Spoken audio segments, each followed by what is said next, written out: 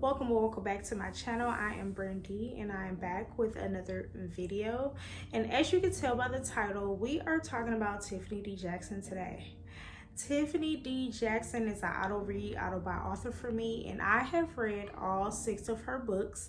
And when I say 6 of her books, I mean the ones she wrote by herself, not in combination with others, not joint writing any other stories. I'm talking about the 6 well-known books that she's read. I finally completed that, and I'm so excited because I pretty much loved all of her books, some better than others. And so today I wanted to come and rank them, talk about them briefly, and just tell you guys why I am ranking them the way I am ranking them. Okay, so let's get started. All right, so y'all know I got my notebook here because some of these books, it's been a while since I read them, and you can tell by the way that I rank them that they are some that I probably just forgot about, and that's why I ranked them the way that I did.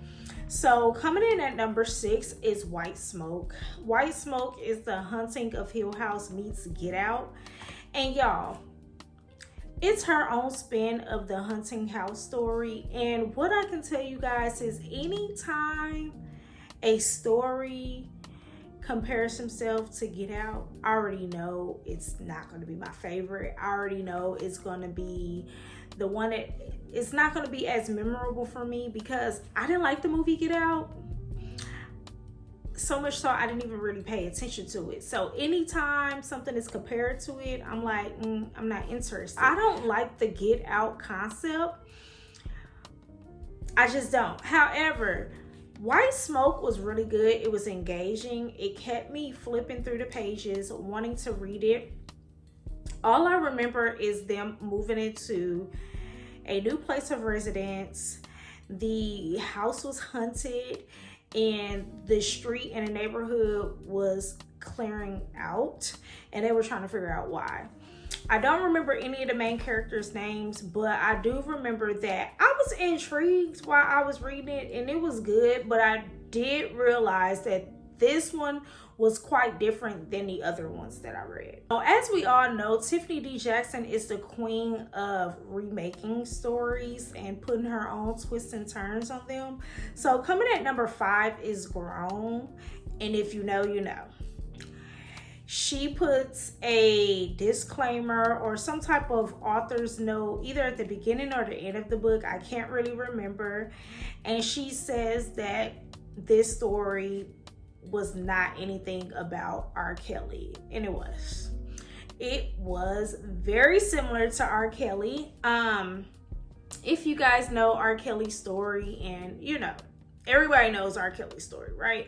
So we have this female main character. Her name is Enchanted. She wakes up with blood on her hands and zero memory of what happened the night before. And so Enchanted will be a young girl, a young teenager girl. She went to see this celebrity. I think he was like a producer in concert or something like that. And the story goes up from there. This story can be triggering for some. It's supposed to be a YA novel. Tiffany D Jackson writes all YA novels. It can be very triggering to some. And like I said, it very much compared to the R. Kelly story. So if that's something that you don't want to reference or read about, I wouldn't read Grown. However, it was a good story. But it can be very triggering to some, and that's why I rated it number 5 on my list. So coming in at number 4 is actually the very first Tiffany D Jackson book that I read, and I remember purchasing this one as an ebook like a long time ago. I think the book was like 99 cents, so I own it as an ebook, and it's called Let Me Hear a Rhyme. Now this one is for people who are really into music, especially like Biggie Smalls and all of the celebrities that lived in Brooklyn, because it is based in Brooklyn. And it's about a character named Q. I forget his full name. I think it's Q, and he has a friend named Jarrell, and they're trying their best to not allow the world, the neighborhood, to forget about their friend's music. Their friend was murdered and left all of his music behind before he was literally able to get famous off of his music, before he was able to put it out there. So they made it their duty to make sure that his music gets out there. They get to listen to his music, and he makes a name for himself even though he is no longer alive. This one was pretty good, especially, like I said, if you are into music. I love music. I love rap. I love R&B. Like, I love music. So if you're really into music, then I think this would be intriguing for you. However, if you're not really into like the music industry, people going back and forth with trying to become famous and any of that type of stuff, I wouldn't recommend this novel, because you really have to have a love for music to even enjoy this one. So coming in at number 3 is The Weight of Blood. I actually just finished this book. This was the last book I needed to read in her catalog, and this was one that I said I had to read before the year was out. And everybody knows this book. This book is a spinoff of Stephen King's Carrie movie, and Tiffany D Jackson just added her Black girl magic to it. We have a high school prom. A lot of stuff go wrong. They are asking what happened. Everybody is blaming Maddie. That's all they remember is Maddie did it. And so you get a podcast element, and then you get, I think, 2 or 3 point of views. One is the podcast element, one is present point of view, and then one is past point of view. So in the podcast, they are literally just trying to figure out what happened on the prom night of this high school, and it was pretty good. Like I said, I ranked this as number 3 out of all 6 of her books. It was really good. I continue to want to read it. I love how she puts her spin on things. Now, I've never read Carrie or watched Carrie the movie. However, I do know that I've seen, some of these scenes are kind of used throughout teenage movies and scary movies and stuff. So I felt like she did incorporate her own spin in this one very, very well. And I really, really recommend this book if you hadn't read it already. So coming in at number 2 is Allegedly. Now, I don't own the physical copy for this one, but I do own the audiobook.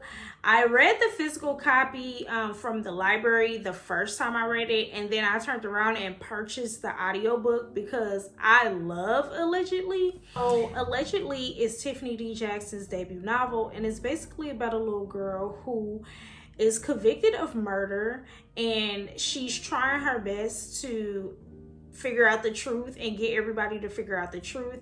And in the midst of all of that, she's living in a group home, so she's trying to survive living in this girl's group home.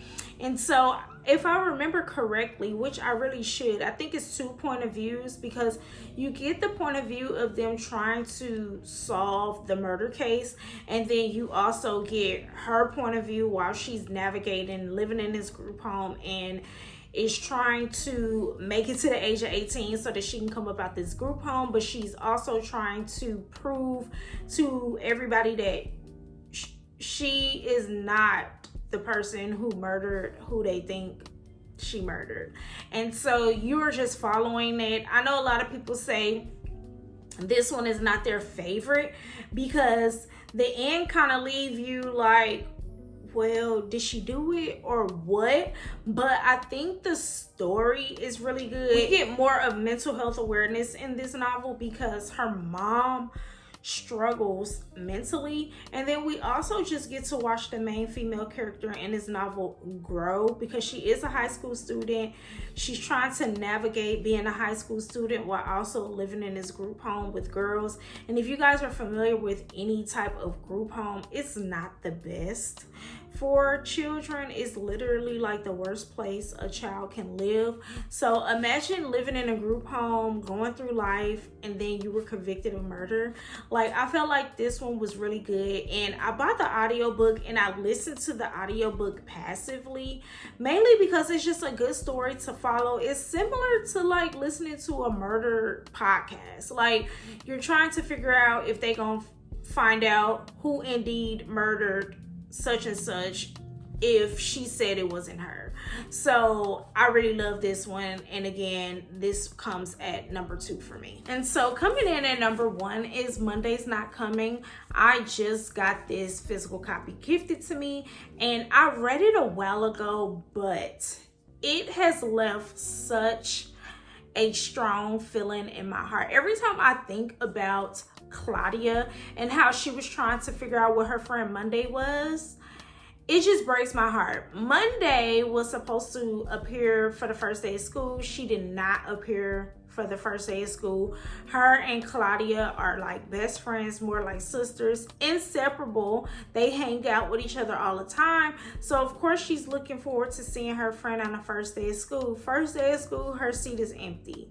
And she's like, where's my best friend?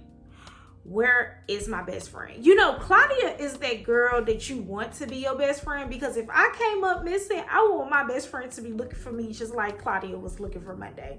So during this story, you follow Claudia going around asking people, where is Monday? Going to Monday's house, contacting her family members, just trying to figure out, hey, Monday didn't come to school on the first day. Y'all acting like y'all didn't notice it, but I did. Where's she at? The ending is gonna take you out. You are going to need some tissues for the ending, because when everything comes to a head, you're gonna be like, no way. No way. So yes, I always think about this one. This one will always rank number 1 for me. And it's an emotional one. It's very emotional, but it's so good. And I always recommend this one. If anybody wants to be introduced to Tiffany D Jackson, pick up Monday's Not Coming. You're gonna need a box of tissues, but Tiffany did her thing when she wrote this one. Now, I know Tiffany D Jackson is supposed to be coming out with something else next year, and I cannot wait to get my hands on it.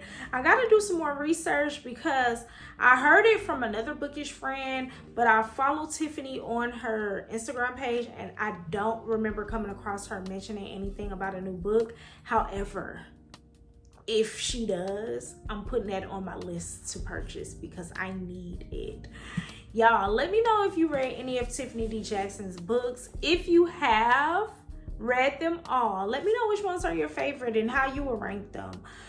Because I know we can all rank them for different reasons. For me, it's more so what stuck out to me the most and what I remember the most from these stories. Because if they're not so memorable, then I couldn't rank them high. So y'all, let me know what your favorite Tiffany D Jackson book is. If you have not read her entire catalog, let me know which book you have read. Let me know how you felt about that book without giving any spoilers. Make sure you like, comment, and subscribe on this video. And until next time, ta-ta.